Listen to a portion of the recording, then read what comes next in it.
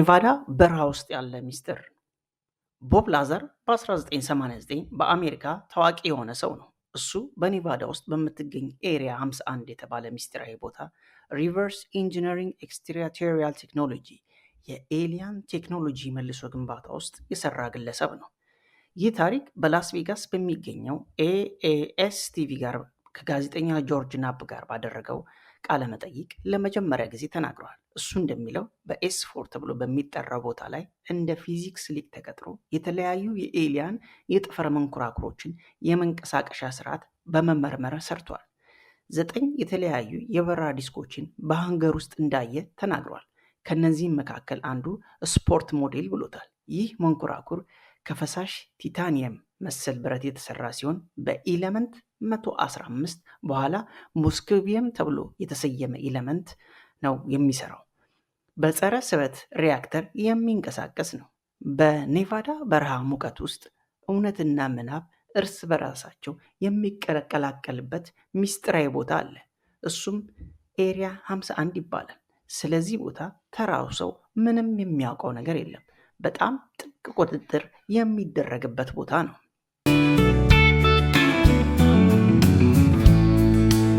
ከዚያ ቦታ ላይ የሚካሄደው ነገር በታሪክ ውስጥ በጣም አስገራሚና አስደናቂ ነገሮች ናቸው። ከሌላ ስርዓት ወይም ከሌላ ፕላኔት የመጡ ከፍ ያሉ አስተውሎ ያላቸው ጋር ቀጥተኛ የሆነ ግንኙነት የሚደረግበት ቦታ ነው። ላዘር እንደሚለው እሱ ስለተገኘው የኤሊያን ቴክኖሎጂ ሚስጥር መረጃ እንደያዘ ይናገራል። ከ10 ሺህ ዓመታት በላይ የሰው ልጆች ጉዳዮችን የተመለከተ ሰነዶች፣ መዝገቦችን ጨምሮ እንዲሁም ኢለመንት 115 የተባለውን አዲስ ንጥረ ነገር ይህ ንጥረ ነገር በሱ አባባል ኤሊያኖች መንኮራኩራቸውን ወይም ዲስካቸውን ማንቀሳቀሻ ቁልፍ መሳሪያ ነው ብሏል። ላዘር በኔቫዳ የሙከራ ቦታ በሚገኘው ኤስ4 ውስጥ ያለውን ስራ በዝርዝር ሲገልጽ እዚያ ከሚገኙት የኤሊያን ዲስኮች በመልሶ መገንባት ፕሮጀክት ላይ ሰርቻለሁ ብሏል። 9 ዲስኮች ነበሩ። ከአንዱ ጋር ብቻ ተግባራዊ ስራ ሰርቻለሁ። ሌሎቹን እንዴት እንደሚሰሩ በትክክል መናገር አልችልም። አንድ ጊዜ በሃንገሮቹ መካከል ያሉት በሮች ሁሉ ተከፍተው ሁሉንም መንኮራኩሮች ተመልክቻለሁ። ሁሉም የተለያዩ ነበሩ። እንደ ላዘር ገለጻ እነዚህ መንኮራኩሮች ከዚታ ሬቲኩሌ ኮከብ ስርዓት የመጡ የሚል ወረቀት ተጽፎበት ነበር። እነዚህ መንኮራኩሮች በምድር ላይ ያልተገኘ ኤሌመንት 115ን በመጠቀም ከስበት ኃይል ውጭ የሚሰሩ ነበሩ። ይህ ንጥረ ነገር በምድር ላይ ሊፈጠር እንደማይችልና ከሌላ ቦታ መጥቶ መሆኑን ገልጿል። የአሜሪካ መንግስት ከተገኙት መንኮራኩሮች 500 ፓውንድ የሆነው ይህ ንጥረ ነገር እንደያዘ ተናግሯል።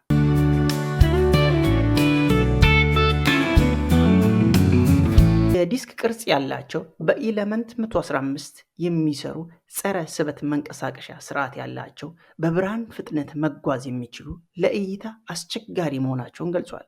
ከተለመዱት ቁሳቁሶች ያልተሰሩ መሆናቸውንም ጠቁሟል። ከነሱ መካከል ስፖርት ሞዴል ብሎ የሰየመው መንኮራኩር እንደ ፈሳሽ ቲታኒየም ያለ እንደ ብረት ሸካራ እንደነበረ ተናግሯል። በመልሶ ግንባታ ሂደት ውስጥ የተመለከተው ሪያክተር ከላይ በኳስ ቅርጽ ያለ መሳሪያ እንደነበረና ይኸውም የሰውን ስጋ የሚገፋ ኃይል እንደሚፈጥር ተናግሯል። የራሱ የስበት ኃይል ይፈጥር ነበር ብሎ ገልጿል። ይህም በምድር ላይ ማድረግ የማይቻል ነገር ነው። ማግኔት እንደምንሰራው የስበት ኃይል ይህንን አይነት ስበት መፍጠር አንችልም። ይህ መሳሪያ ግን ይህንን ያደርግ ነበር ብሏል። በመንኮራኩር ውስጥ ያሉት መቀመጫዎቹ የህፃን መቀመጫ መጠን ያላቸው እንደነበሩና ተመሳሳይ መጠን ያላቸው የኤሊያን ሬሳዎች እንደተመለከተም ተናግሯል።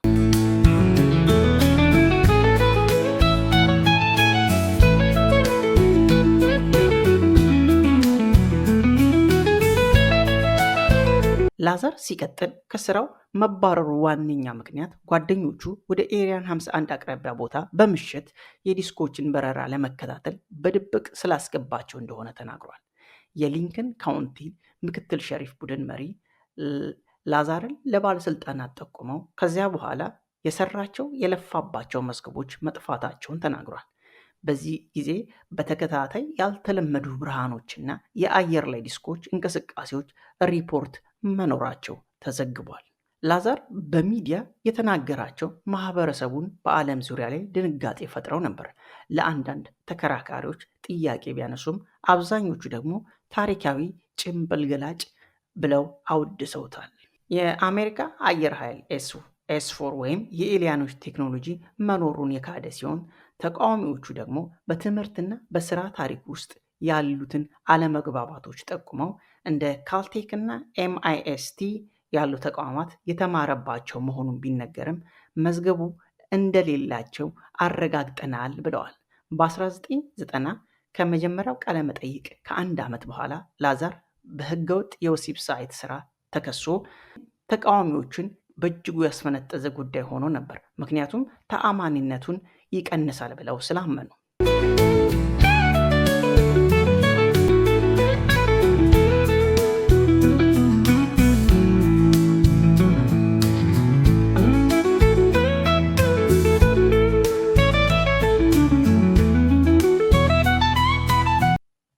በሎስ አሞስ ብሔራዊ ላቦራቶሪ ሳይንስ ነበርኩ ብሎ ተናግሯል። በተጨማሪም በጄት ሞተር ሆንዳ ላይ ባደረገው ስራ የኤድዋርድ ቴይለር ትኩረትን በመሳቡ ወደ EG&G እንዲገባ መደረጉን ተናግሯል። ነገር ግን በሎስ አሞስ እየሰራ እንደሆነና እንዳልሆነ ማስረጃ ማግኘት አልቻሉ ተቃዋሚዎቹ። እሱን በኪርክ ማየር የተቀጠረ የውጭ ሰራተኛ እንደሆነ ያሳያል። ይህ ስለ EG&G እና S4 መረጃ እንዴት እንደያዘ ከመግለጽ ተቆጥበዋል። ላዛር በኔቫዳ በሚስጥር ቦታ የሰራበትንም ማስረጃዎች አቅርቧል። ኤለመንት 115 በ2003 የሩሲያን ሳይንቲስቶች ኤለመንት 115ን ሞስኮቪየም የተገኘው ምርምር ካደረጉ በኋላ በ2013 ወደ ሰንጠረዥ ጨምረውታል። ነገር ግን ከላዛር ከተናገረው ትንሽ ለየት ያለ ነበር። እሱ የተናገረው የተረጋጋ የመንኮራኩሮችን የሚያንቀሳቅስ ስበት ነበር። ሞስኮቪየም ግን በግማሽ ሰከንድ ውስጥ ስበት ያካሂዳል ብለዋል። በ2017 የላዛር የሥራ ቦታ በFBI ተፈተሸ። ተከታዮቹ ይህ ኤለመንት 115ን ለመውሰድ ነው ብለው አምነዋል። እሱ ግን በእጁ እንዳለ መልስ ከመስጠት ተቆጥቧል። ይህን ፍተሻ የተካሄደው በአደገኛ መርዝ ሽያጭ ወንጀል ምርመራ እንደነበረ ተረጋግጧል። ተቃዋሚዎች ቢኖሩትም ላዛር ለ30 ዓመታት ታሪኩን ጠብቋል። አሁንም የሳይንስ መሳሪያ ንግድ ይሰራል፣ መደበኛ ህይወቱን ይኖራል። በ2019 የራሱን መጽሐፍ ድሪምላንድ አሳትሟል። በ2018 ጄርሚ ኮርቤል ዘጋቢ ፊልም ሰርቶ ታሪኩ በኔትፍሊክስ ተለቋል። በመቀጠል በጆን ሮጋን ፖድካስት ቀርቦ የስበት ኃይል መሳሪያ ካለ ሁሉንም መፍጠር ትችላለህ ሲል ተናግሯል። በ2020 ኒውዮርክ ታይምስ ያልታወቁ የአየር ክስተቶችን የሚመረምር ተልዕኮ አሁንም እንደሚሰራ ዘግቧል። ይህ የኤሊያኖች መኖር የሚለውን ክርክር እንደገና አቀጣጥሯል።